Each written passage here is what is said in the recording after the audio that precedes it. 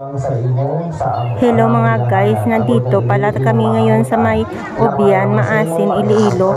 Umattend kami ng binyag ng anak ng relatives namin at saka fiesta din dito. Kaya after nito, alam nyo na. Kaya ko dito?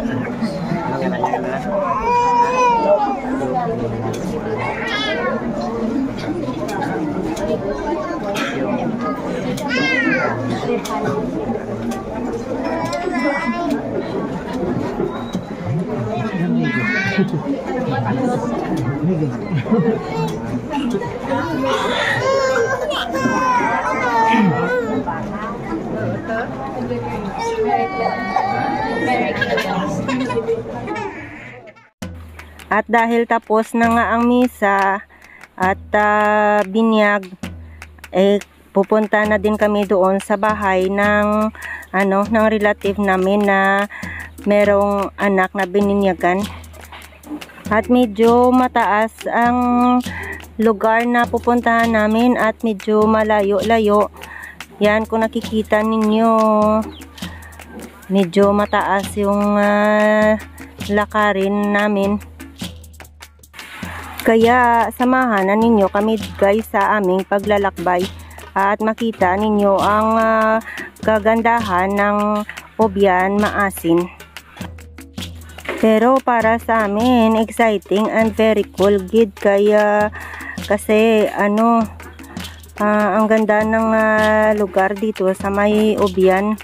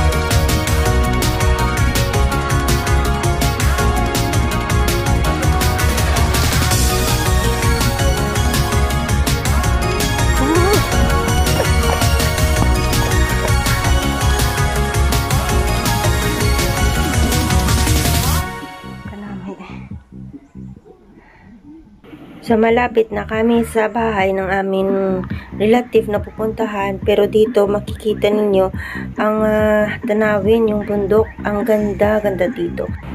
Fresh air talaga dito, at kahit na nakakapagod na pumunta dito kasi nga sa may parte ng bundok, pero sulit naman talaga ang pagpunta namin dito kasi ang ganda at ibang-iba kaysa sa lungsod.